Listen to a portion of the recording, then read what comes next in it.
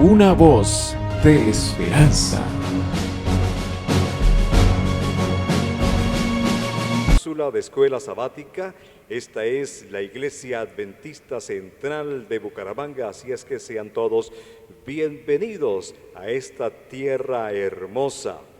Estamos saliendo entonces a través de nuestras redes sociales, nos sentimos contentos de estar nuevamente con todos ustedes para estudiar, para analizar brevemente sobre lo que hemos estudiado acerca de la lección de Escuela Sabática, que ha estado sumamente interesante con este libro de Isaías. Hoy tenemos la presencia, la invitada especial es nuestra apreciada hermana Marta Rangel. Ella es maestra de Escuela Sabática, es también la directora de Salud y Bienestar y es la mano derecha de todos los que estamos acá en nuestra iglesia central. Hermana Marta, bienvenida. Muchas gracias, hermano José, por esta invitación. En verdad es un privilegio y es un desafío, porque siempre la palabra de Dios nadie es suficiente para explicarla, para darla a conocer a nuestros hermanos, pero por la gracia de Dios pedimos que Él nos apoye con el Espíritu Santo para que podamos trazar algo de lo que los hermanos necesiten en su vida espiritual. Así será, mi apreciada hermana Marta. No, y el privilegio realmente es nuestro poder tenerla acá, a un miembro de la Iglesia Central de Bucaramanga que tiene 20 años en esta iglesia, que ha visto prácticamente desarrollar la iglesia central acá en Bucaramanga. Así es que es un privilegio, hermana Marta, tenerla acá entre nosotros. Muchas gracias. Hermana Marta, la lección de esta semana nos habla de la experiencia del rey Usías y de la condición del pueblo de Judá, un reinado prácticamente próspero, pero con un rey que llegó a enorgullecerse, se enalteció y fue entonces castigado con lepra. ¿Hay alguna relación entre este castigo y la falta de santidad que tenía Judá? La santidad está muy relacionada con la obediencia. Cuando nosotros somos obedientes en la palabra de Dios, vamos encaminados hacia la santidad. La obediencia a Dios implica una sumisión, un respeto, un reconocimiento de nuestra debilidad y necesidad espiritual, a la misma vez que nos aferramos de su mano para que sea Él el que nos corrija. Una persona que siga los pasos del Señor está en el camino de la santidad. De hecho, decimos que cuando el Señor nos ha llamado y hemos sido bautizados, iniciamos el camino de la santidad. Entonces, cuando el rey se enalteció, usurpó un lugar que no le correspondía a él, porque Dios es un Dios de orden y clasificó para ciertos oficios a ciertas personas, pero el rey se enorgulleció en ese momento, ofreció incienso. Y no aceptó la corrección de los sacerdotes. Entonces viene, porque lo hizo con orgullo, viene el castigo del Señor. Entonces, si nosotros no vamos en el camino de la santidad, ¿a dónde vamos? Al camino de la perdición. Y como dice, cualquier cosa nos puede pasar. En este sentido, hermana Marta, ¿hay algún paralelismo entre la condición moral, sí, del rey y la condición espiritual del pueblo? Lamentablemente el pueblo de Judá era un pueblo ambivalente, un pueblo, como dice Judas, era como la nube para donde lo llevara el viento. Y desafortunadamente nosotros en la historia vemos que unos reyes, que los describe la palabra de Dios, unos eran buenos, otros eran malos. Entonces, la condición espiritual del pueblo de Dios no dependía directamente de Dios, sino de la condición espiritual y moral de los reyes. Nosotros vemos las historias de los reyes, unos eran buenos Dice, y vivió, hizo lo malo ante los ojos de Dios, Dios lo quitó, etcétera, etcétera. Otro dice, hizo lo recto delante de Dios. Sin embargo, dejaban una semillita por ahí, como eran los altares altos, y como dice, permiso para que otros hagan lo que quieran. Entonces, el pueblo no estaba sujeto directamente a la voluntad de Dios, sino a lo que el rey decidiera, ¿no? Como dice, tal el dirigente, tal el pueblo. No había una independencia espiritual en el pueblo para que pudieran seguir los pasos de Dios, no los pasos del rey. Sin embargo, en la concepción de que la palabra del rey era la palabra de Dios, entonces ellos hacían eso. Por eso se veía un tiempo de prosperidad del pueblo, otro tiempo de angustias, de fracasos. Sí, señora. Fíjense que Isaías, el capítulo 1 y el verso 6, nos habla justamente de la condición moral de Judá. Y dice textualmente la cita, no hay en él casa sana, sino herida, hinchazón y podrida llaga. O sea que la condición moral de Judá era realmente lamentable. Era prácticamente el espejo de la condición moral y espiritual también del rey. Un rey, como usted lo acaba de mencionar, un rey orgulloso, un rey que no aceptó la corrección de los sacerdotes, sino que dijo, bueno, yo soy el que mando aquí, yo tengo el poder, por lo tanto, ¿cuál es el problema que yo pueda encender el incienso? ¿No? Y trató entonces de hacer las cosas a su manera y no de la manera como Dios lo presentó. Sin embargo, vemos que eso le costó prácticamente la salud, el trono y la vida, porque muere apartado, fue castigado con lepra, fue apartado del trono y entró prácticamente en crisis el pueblo de Israel, una crisis de liderazgo porque no estaba su rey. Si contextualizamos un poco, la muerte de Usías fue en el año 740 a.C., pero 5 años antes, en el año 745, Tiglat-Pileser III había ascendido al trono de Asiria y había convertido a Asiria en toda una potencia y se puso prácticamente en pie de guerra. O sea que con la muerte de Usías estaba realmente en un gran problema el pueblo de Judá. ¿Por qué? Porque tenía una superpotencia en el cercano oriente como era Asiria. En este sentido, hermana Marta, con la muerte de Usías, se origina una crisis de liderazgo en Judá. ¿La muerte originó esa crisis? ¿O considera usted que ya esa crisis existía? Yo diría que la crisis ha existido siempre, existió siempre, como existe hoy día. Porque fíjese que hoy día, de acuerdo a los gobernantes, como que nuestra fe crece, pero también desfallece, ¿sí? Tiglat-Pileser aprovechó la caída de ese árbol que fue Usías, y entonces ahora vamos a caerle a Judá, pero Judá no estaba fortalecido porque ahora ellos como perdieron hace tiempo la visión del verdadero líder que era Dios, entonces nos quedamos sin líder, ¿qué hacemos? ¿Verdad?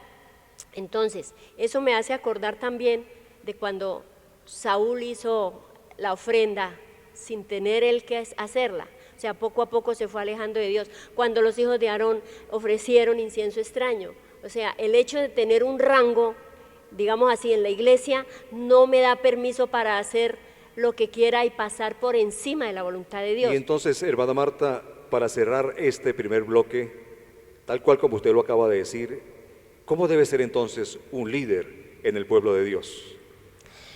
Yo digo que un líder, mirando el liderazgo que se ha manejado aquí directamente en la Iglesia Central, una persona que a la vez que sea humilde, tenga la vocación de servicio. No es líder el que hace las cosas, sino el que enseña a hacerlas, porque el líder debe enseñar a ser líderes también. Entonces, eso que se le vea a ese líder, ese deseo de servir, de ayudar a otro que también sea líder y que se le vea en su vida, en su condición, no solamente aquí en la iglesia, dentro del templo, sino en su casa, en todo su ambiente, en su trabajo, ejerce un tipo de liderazgo que siempre las personas que hablan con él dicen, cada vez me gusta hablar con esa persona, con fulanito, con el hermano fulano, porque me da palabras de aliento, me anima, me hace ver las cosas diferentes de como las tenía, me animó.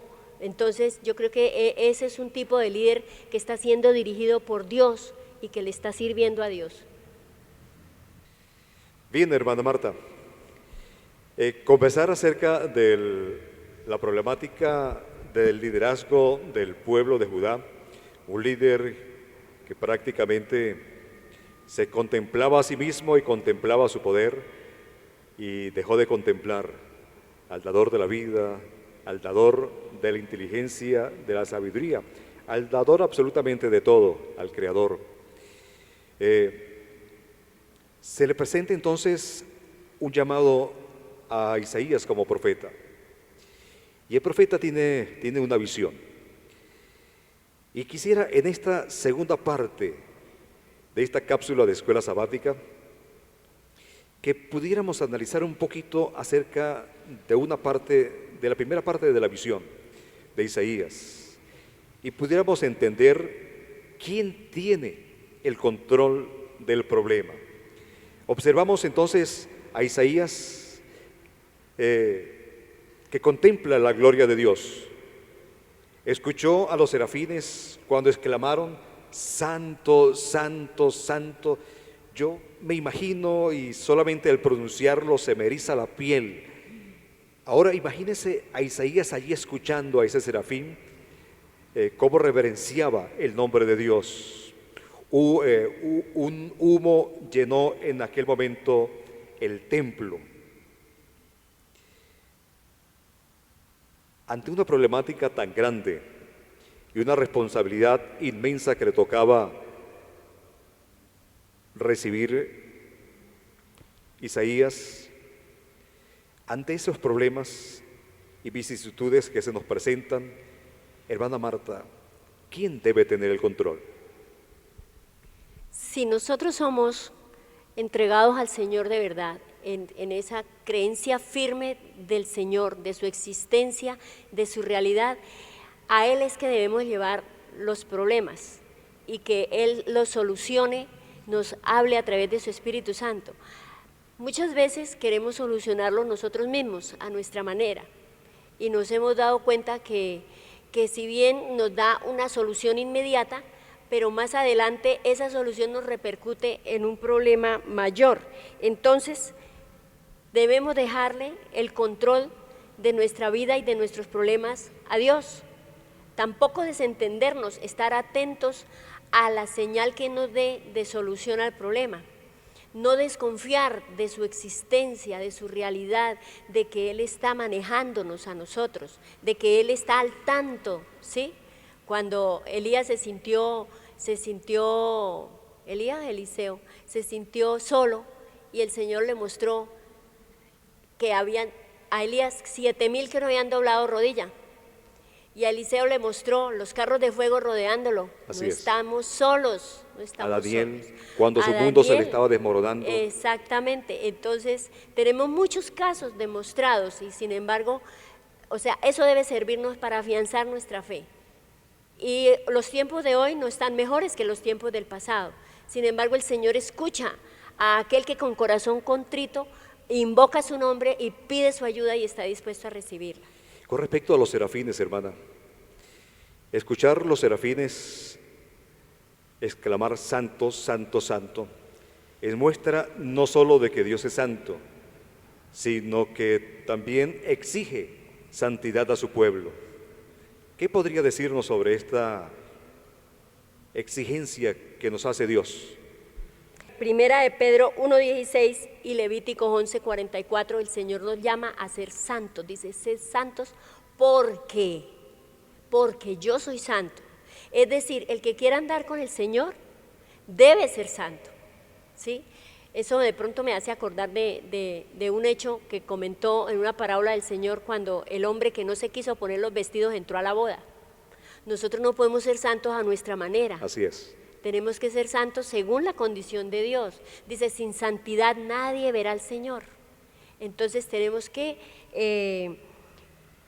aferrarnos es a las condiciones de Dios que Él exige, porque es que Él no puede rebajar sus principios, La exigencia, su propia personalidad. La palabra santo viene del hebreo kadosh, es santidad, ¿sí? Y hay otra serie de palabras derivadas que implican que la santidad es la esencia del ser de Dios. Él no puede rebajar su esencia y así mismo exige de nosotros que seamos santos, pero Él nos da la capacidad. la exigencia que Dios le hizo a Caín, mis apreciados amigos y hermanos, querida hermana Marta, esa exigencia que Dios le hizo a Caín fue no otra cosa sino que reverenciaran su santidad, ¿ok? Así es que por eso quita la sandalia de tus pies, porque el lugar donde tú estás, santo es. Eso indica, mis apreciados hermanos, que no importa el lugar donde nosotros estemos, no importa la problemática por la cual nosotros estemos pasando, a pesar de que el mundo de Isaías se estaba desmoronando, Dios le dio a Isaías la confianza, le muestra a través de esa visión que estaba en territorio santo, que Dios tenía el control, que Dios tiene el poder. Cuando nosotros reconocemos que estamos en territorio santo, tengamos la plena confianza de que Dios está en nuestra embarcación y que es Él quien tiene el poder.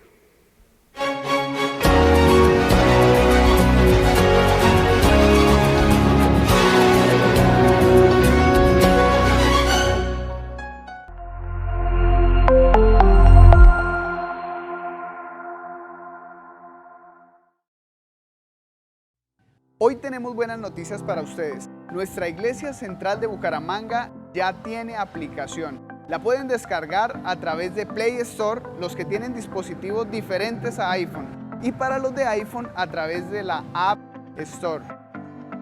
Allí podemos encontrar los links de nuestras transmisiones en vivo.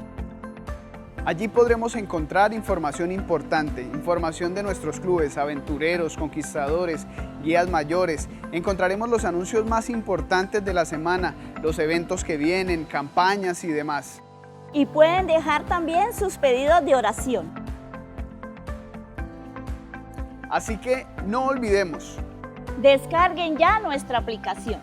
La encontramos como Iglesia Adventista Central en App Store o en Play Store. En cualquiera de las dos podemos encontrarla fácilmente.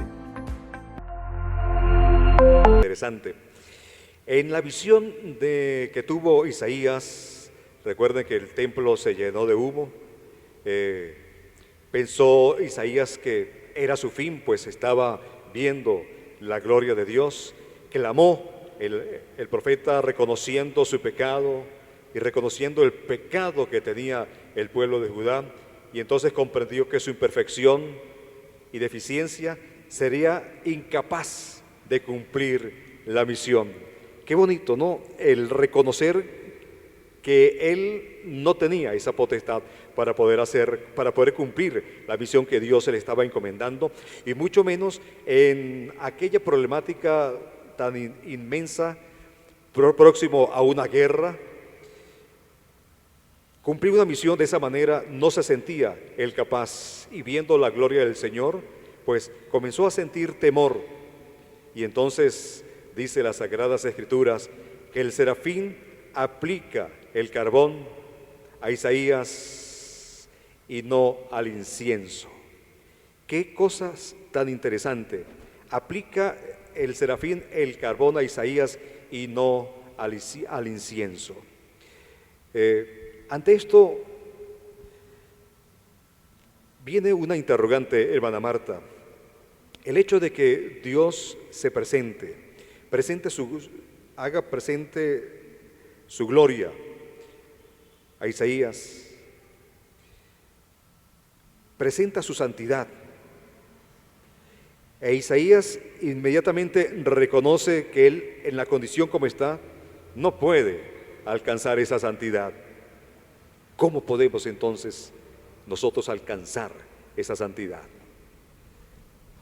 Justamente mirando la experiencia de Isaías, cuando el Señor en su misericordia le muestra su gloria, aún cubierta por la nube de humo. Y Isaías es capaz de reconocerse a sí mismo como indigno, ¿sí? Dice, ay de mí que soy muerto, porque siendo hombre de labios inmundos, y el pueblo, que habito en medio de un pueblo de labios inmundos, mis ojos han visto al Señor. Entonces el Señor ordena al ángel, tome un carbón y toca los labios de Isaías y le dice, ha sido quitado tu pecado. Eso es maravilloso, que lograra uno así poder oír esa voz del Señor, que me haga sentir que estoy limpio de pecado. Pero aquí hay algo interesante, hermana Marta, y algo curioso, puesto que el serafín no aplica el carbón para encender el incienso, sino que aplica el carbón justamente en los labios, prácticamente como símbolo de encender la vida de Isaías.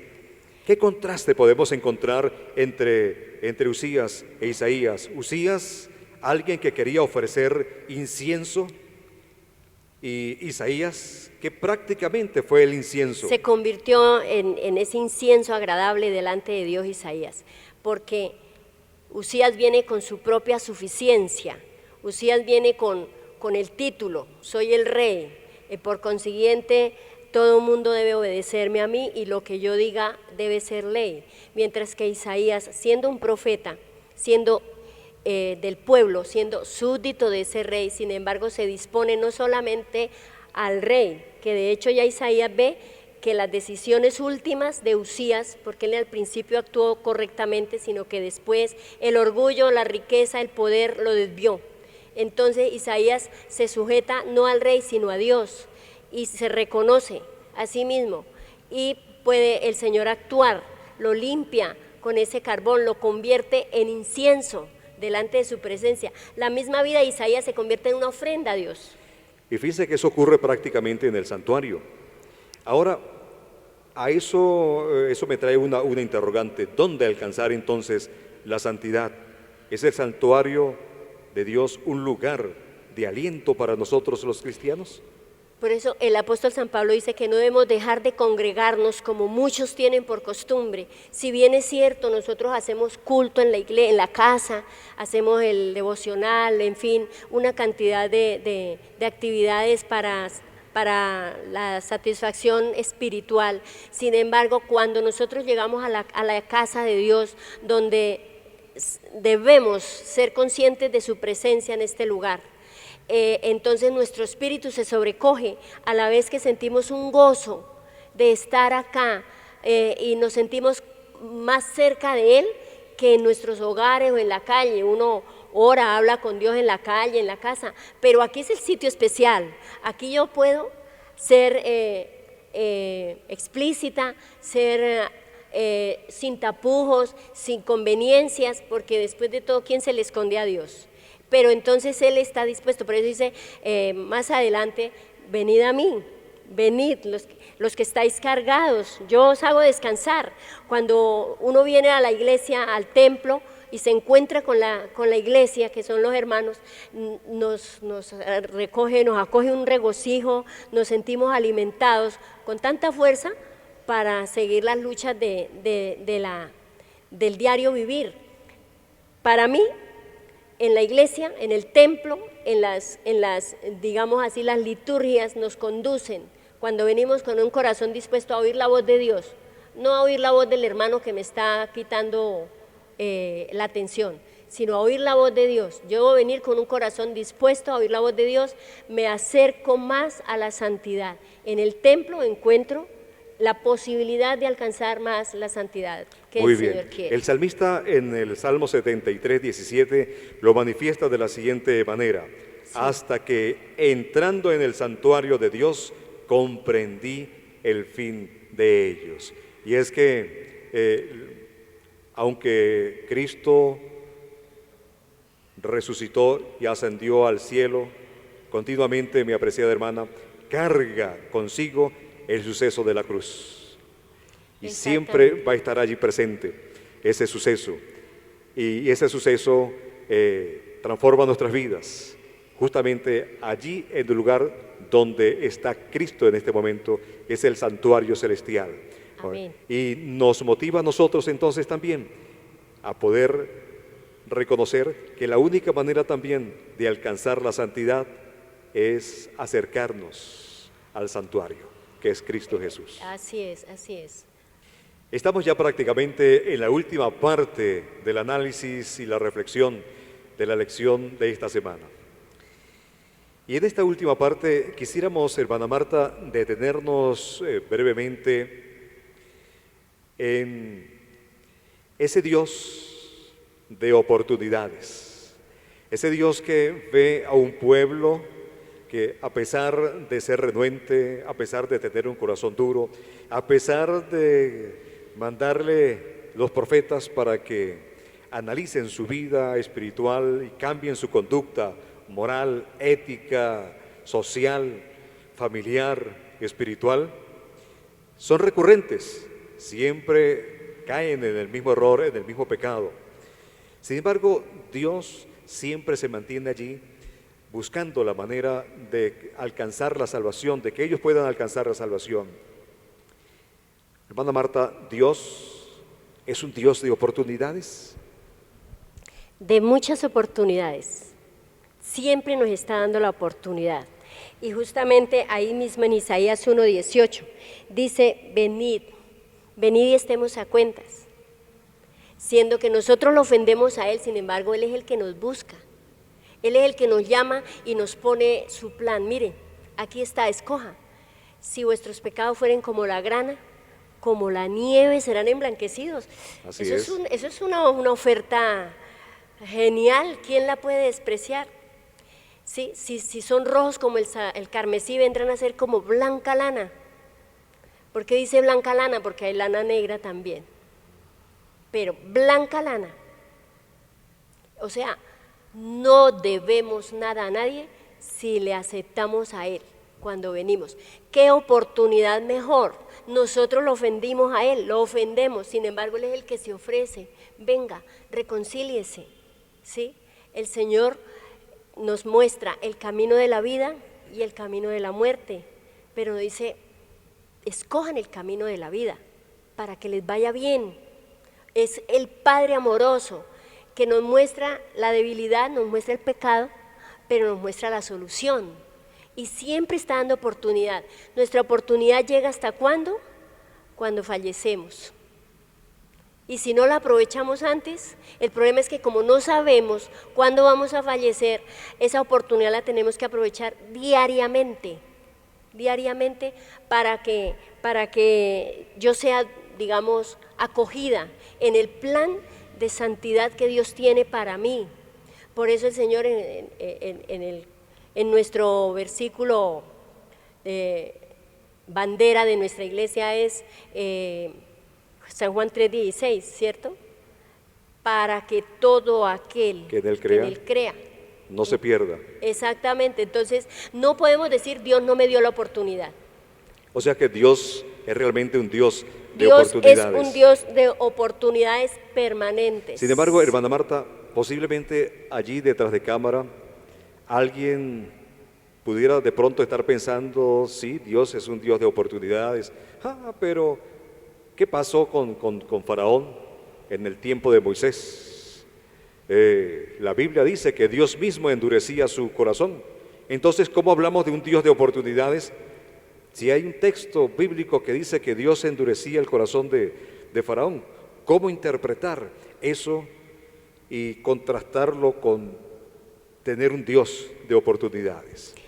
Deberíamos nosotros trasladar nuestra mente y nuestras costumbres a la época. Inclusive nuestros antepasados, todo se lo adjudicábamos a Dios. Si Dios quiere, fue porque Dios quiso, fue porque Dios lo permitió. Esto pasa porque Dios, y Dios siempre, ¿cierto? Entonces,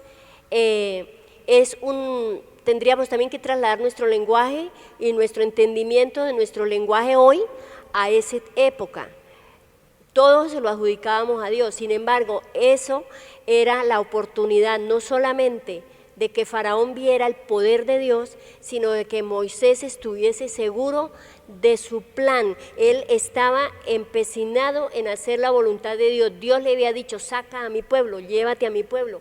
Entonces vamos a ver hasta dónde Moisés resiste y tiene la fe que yo le mostré en la zarza. En cada plaga Dios le dio oportunidad de salvación a Faraón. Es porque no era solamente para Faraón, era también para los egipcios. Así De es. hecho, sabemos que dentro del pueblo que salió de Egipto iban egipcios, que luego se le convirtieron en espina en el ¿Qué pie implica? al pueblo de Dios. ¿Qué implica entonces, hermana Marta, tener un corazón duro? Un corazón duro es una persona llena de suficiencia propia, de orgullo, de ese estilo, es que como soy santanderiano soy así, es que yo Y soy nadie me así, cambia. es que las cosas son como yo dije, es que las cosas se tienen que hacer como yo digo. Entonces eso es tener un corazón endurecido. ¿Y cuál sería entonces la vía de escape para dejar de tener un corazón duro? Aceptar al Señor, ceder que somos seres mortales, que no tenemos ninguna capacidad por nosotros mismos, que si vivimos y respiramos es por la voluntad de Dios y a Él tenemos que ir constantemente y ceder. Lamentablemente muchos ceden cuando ya están en el declive de sus vidas o estamos en el declive de nuestras vidas, cuando venimos a entregarle al Señor en los restos, lo que ya no en la época joven, cuando Isaías le dice al Señor, envíeme a mí, yo quiero ir. Siempre estamos evadiendo porque tenemos el corazón endurecido. Estamos diciendo, no, pero si fulano va, yo voy. Pero si el pastor dice, yo voy. O si las diaconisas se organizan, yo colaboro. Así Entonces, ahí es donde yo quiero, el Señor pisó el lagar solo. Nosotros tenemos que andar solos y hoy día estamos desarrollando esa fe. Vivir por fe solos, porque ya no podemos reunirnos. Entonces, ay no, como no escucho al pastor, entonces no leo la Biblia, porque solamente la leo es cuando voy a la iglesia. Hermanita Marta, muchísimas gracias por habernos acompañado. Gracias por sus palabras de ánimo, de aliento. Gracias por su experiencia y gracias por hacernos sentir que la única manera de nosotros realmente afrontar nuestros problemas y nuestras vicisitudes es acudiendo al santuario celestial, es acudiendo a Cristo Jesús y estando a los pies de nuestro Salvador. Quisiera hermana Marta, cerrar esta parte con una oración. ¿Qué tal si usted, hermana, nos dirige con esa oración? Sí, mi hermano, y quisiera como parte de la oración leer Romanos 12, 16, para ablandar el corazón, que es lo que el Señor nos dice. Unánimes entre vosotros, no altivos, sino asociándoos con los humildes. No seáis sabios en vuestra propia opinión, que eso es lo que hace endurecer el corazón. Entonces vamos a orar. Nuestro buen Padre que estás en los cielos, muchas gracias, Señor, por estas lecciones que nos has trazado a través del folleto de la escuela sabática para enseñarnos a tener corazones dóciles, a hacer tu santa voluntad, a no ofrecer ofrendas según nuestra opinión, sino según como tú lo has exigido y tú lo has decidido, que es el sustento de tu gobierno, y que asimismo nos vamos preparando para ser idóneos para tu santo reino.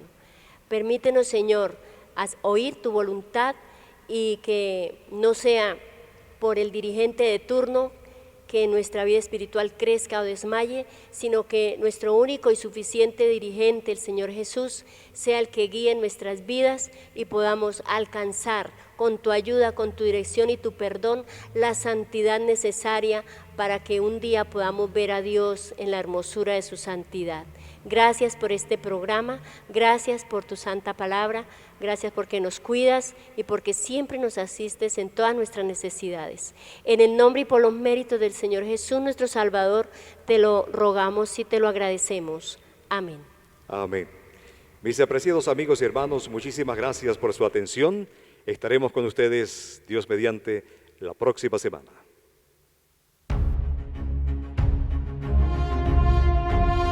Una voz de esperanza.